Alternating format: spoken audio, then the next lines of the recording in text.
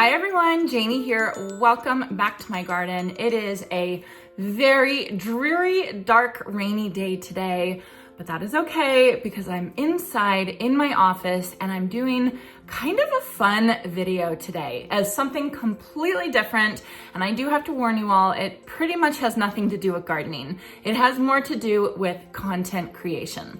So what I wanted to do today is I wanted to do kind of a behind the scenes of Dig, Plant, Water, Repeat. How I make my YouTube videos 5 days a week and kind of what I do, what I've learned over the past 2 years of what makes this even possible for me to do and for me to keep it up, and basically just what works for me. So of course there are so many different ways to do what I'm doing, which is basically filming a video for YouTube.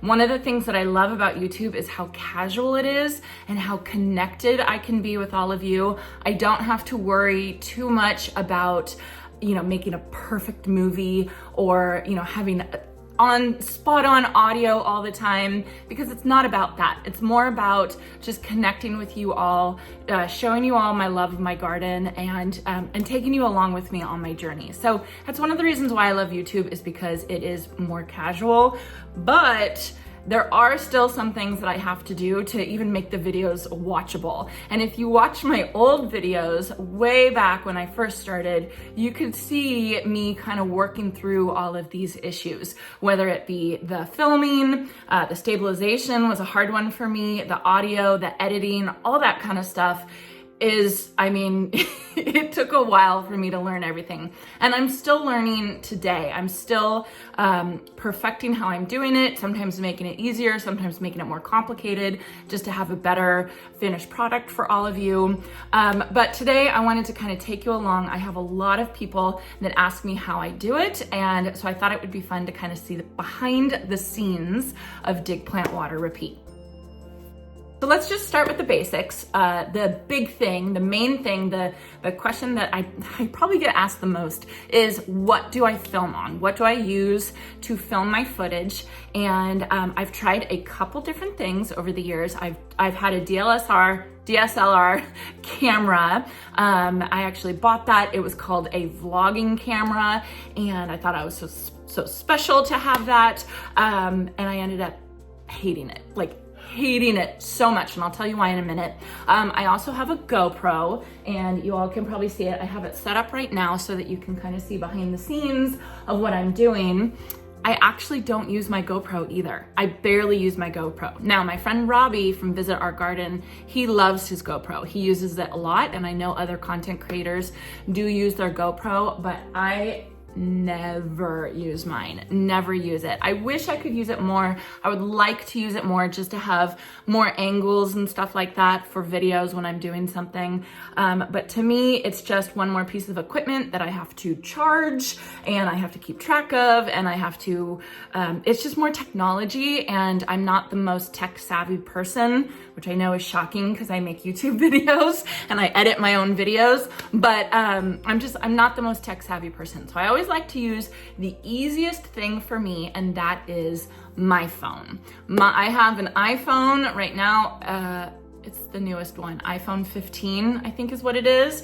And that is what I film on. And that is what I have been filming on for most of the time. I always fall back on my iPhone.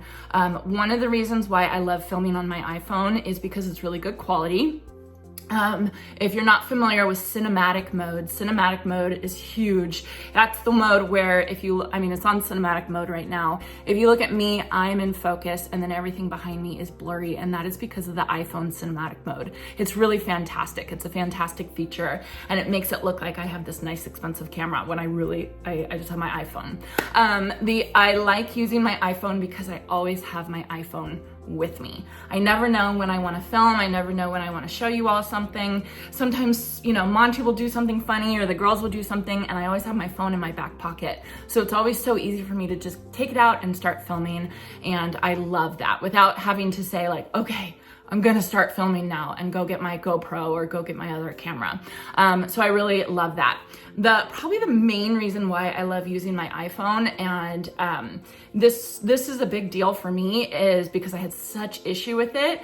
That is the stabilization on the iPhone is fantastic. And what the stabilization means, what I mean by that is when you're filming something and we can't hold our hands still when we're in motion, and so it can be a little shaky. The footage can be a little shaky, and there's a way to fix that in post, in editing, but it just doesn't look that good. I don't like how the stabilization in post looks. It looks kind of I don't know, like fake, not natural. So I really like having stabilization on whatever I'm filming with, which is why I like filming with my iPhone the most. So those reasons are huge for me, and it's what makes me always fall back on filming on my iPhone. And I can't imagine filming on anything else, just because it's so very easy for me. I had been filming on an older iPhone, and the only reason why I upgraded to the newest is because I needed storage, and storage is huge. Storage is a big part of my life, right? So I upgraded to a 1 terabyte iPhone just to make sure that I could keep as much footage as possible on my phone, as much pictures as possible on my phone, and I could have access to it. So whenever I wanted to show you all a clip, or whenever I wanted to put something on Instagram, it would be in my camera roll on my phone. Whereas I used to have to take all my footage off of my phone because I didn't have enough room to store it on my phone, and put it on my external hard drive. And I'll get to that in a little bit. Okay, next, let's talk about what I use for lighting my videos. Now, you all can see, because of the GoPro, that I am sitting in front of a window right here in my office. And the reason why I'm sitting here is because it's the best lighting. It's such fantastic lighting on a clear day. On a clear, sunny day. I usually have to wait till noon, and then the lighting in here is so natural, and it's so perfect, and it's so even, and it does its job for me. That's why I'm often sitting right here, and this is where I do my talking head videos. You can see right now it is a dark, dreary day outside. It is really rainy, and the clouds are really, really dark for some reason today. So I did take out an extra light. This is a ring light right here. I have another clip-on light. They're all fine. I even have the big softbox lights that I've tried before, and it's not the same as natural lighting. Natural lighting in front of a window makes such a huge difference, in my opinion. So I'm always trying to use natural lighting as much as possible. There's ways that you can set up the plug-in lighting, the artificial lighting, that's what I'm trying to say. There are ways that you can set it up to make it look as close to natural as possible, but it's still just not quite as beautiful as natural lighting. So I will always choose natural lighting as possible, but if it's a day like today where I need to film and I need some light, then I'll take out an artificial light, kind of like this. Those softbox lights that I purchased, they're sitting in the garage. They're so dusty. I haven't used them in over a year. So, and I have a lot of equipment like that I've gone through and I've tried. So when I show you all these things that I use, I've probably tried 5 things to get to the thing that I've decided to use. And it's usually because of ease of use, right? To me, doing 5 videos a week, ease of use is probably my top priority. So, just kind of keep that in mind. If you're making videos or if you're making content for quality, like really nice quality, then you probably want to watch a different video. All right, let's talk about audio. Audio on my videos, I hate audio. I hate audio so much because it's just something that I just don't want to think about it. I just want to get out there and I want to do what I do. I want to talk to the people in interviews, and I want to, I just want to go out and do what I want to do. I don't want to get hooked up to a microphone, and I don't want to hook my guests up to a microphone, but I know I need to do it, and I know it's hard for you all to hear sometimes, and I'm working on it. I'm trying. It's a hard thing. thing. So I have been using for a long time, I've been using these Tascam microphones. They are lavalier microphones, and a lavalier microphone has a wire like this that you clip to your shirt like that. That's a lavalier microphone. And so you'll see this often in my videos, me wearing this or somebody wearing this. The Tascam's great. I actually have 3 of these so that I can put them on multiple people. The thing that I don't like about Tascam is in editing, you have to match it to your video. So you have to do a little bit of extra work to match it to your video. And I'll show you that when I show you guys my editor and everything like that. I told you this is gonna be the weirdest video ever, but it's just behind the scenes, right? It's just what I do.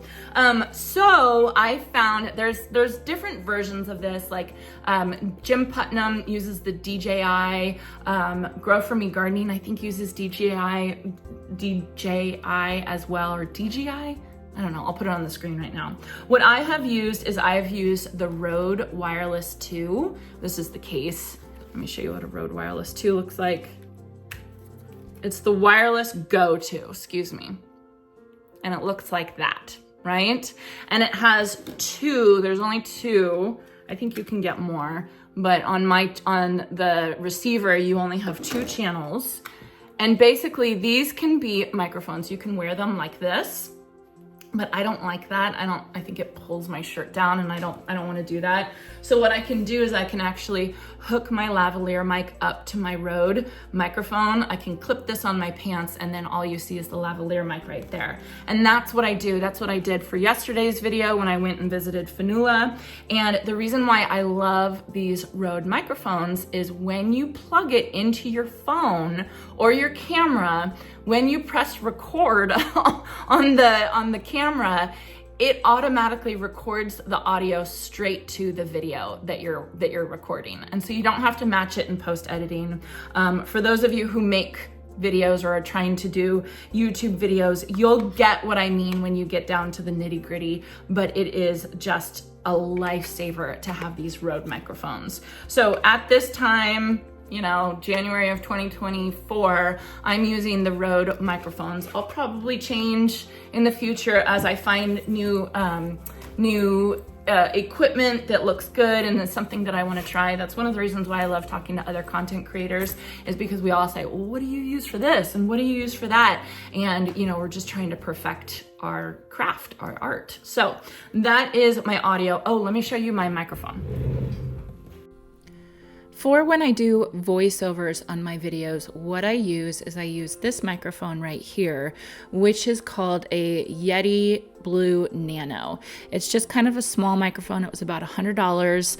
And then this thing right here is called a pop filter. And the reason why you need a pop filter is to limit the pee-ness of your peas. So let me show you. If I was to say, Polly the parrot wants a pear.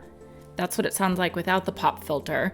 And then with the pop filter, Polly the parrot wants a pear, right? So it just makes it just that much better, especially if you emphasize when you talk like I do. So I do like to use this when I do my voiceovers for my videos. And I really like doing voiceover for videos. I like watching videos that have voiceovers.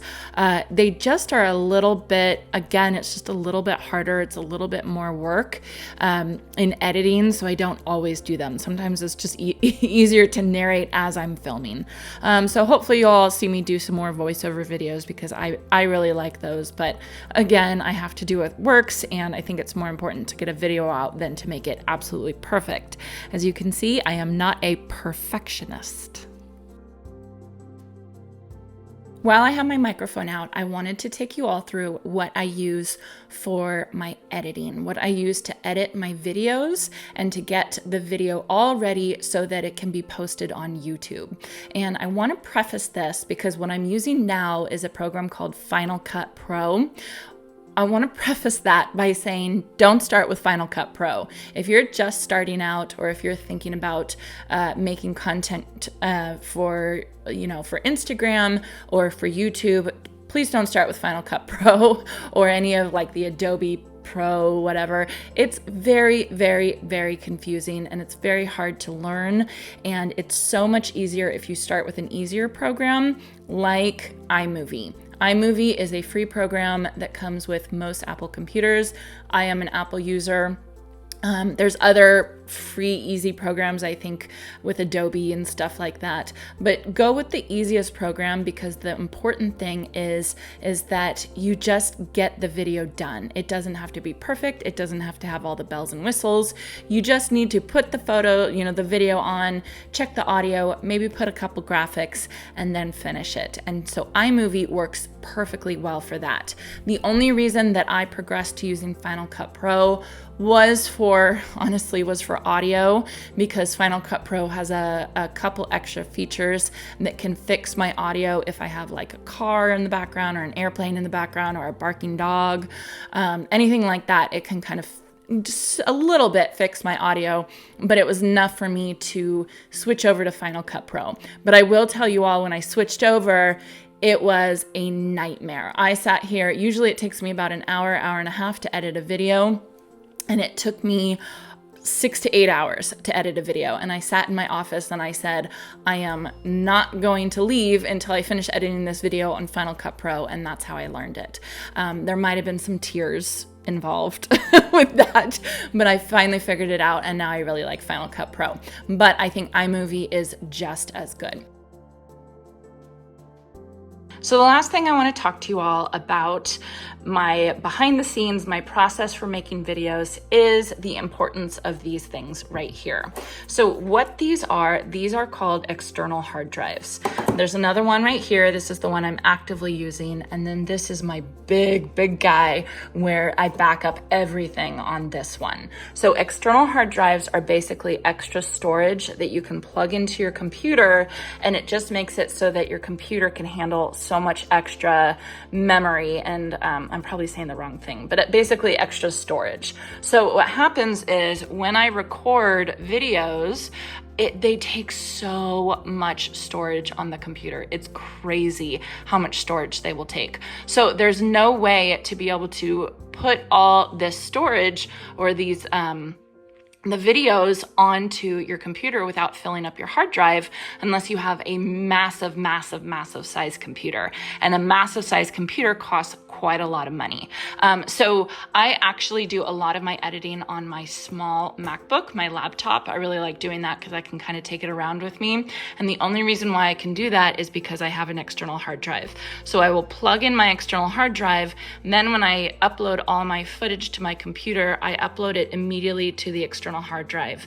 And my Final Cut Pro library is on my external hard drive. So basically I am working off of my external hard drive rather than working off my computer. So hopefully that makes sense to some of you, but that is the only way that I could do 5 videos a week, because it would just fill up my computer storage in like a day, like seriously a day, just because there's so much footage that goes into it.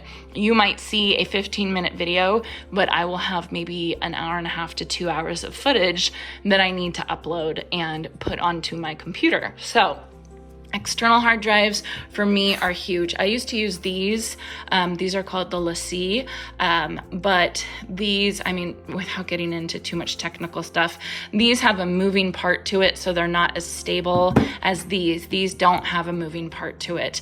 So if you're going to move them around a lot, you know, and have a laptop and move around your external hard drive, you usually don't want to use ones that have moving parts.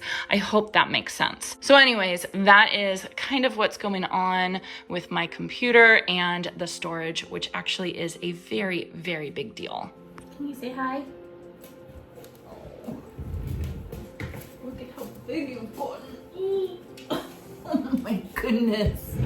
Look at how big he is. He's huge. He just keeps growing. You just keep growing. Yes, you do. He is not happy that it's a rainy day today. He is going stir crazy. Oh, baby. Okay, I'll go chew your antler. I am dog slobber all over me. Okay, so now that you all know how I film something, how I edit it, how I do my lighting, how I do my audio, there's a couple things that I just want to say for like behind the scenes that I think are super, super, super important, more important than anything else that I talked about today. And one of them is being passionate about what you're talking about. You know, if you want to do YouTube videos on gardening, or if you want to do YouTube videos on making puzzles, or whatever it is, the thing that everybody wants to see is passion, is somebody's joy in what they're doing. And so that's why I thought, you know, I had such a passion for gardening and I love it so much. And that's why I thought, you know, I have to share this with somebody, which is why I started filming myself, because I wanted to talk about it more. So just make sure that you love what you're doing and that you're not doing it. You're not filming a video just because somebody else on the internet told you to film a video like that. Monty's learning how to use his dog door. Go ahead, go push through it. Go ahead. Come on. Come on. Push through it. You just push your nose. Like that. There you go. Go. There you go. Good boy. Good boy.